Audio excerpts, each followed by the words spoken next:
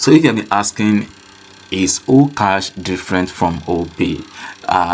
Okash is an app on its own, and Okash is not offering a finance app just like this where you can transfer money, receive money.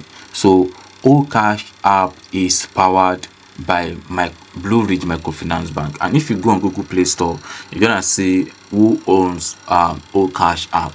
They just partner with OPay to make it easier for people who are actually interested in borrowing money inside OPay app. So Okash is not registered with OPay, so they are different, but then you can actually access Okash app inside the OPay sometimes, but currently now the app is not available inside OPay. But then you might also find it easy when you are trying to borrow money. You might be able to see Okash app inside your OPay app, but currently East Money is the only one available on inside my own OPay app right now that I can actually use to borrow money if I want to borrow money from the app. So you can see right there.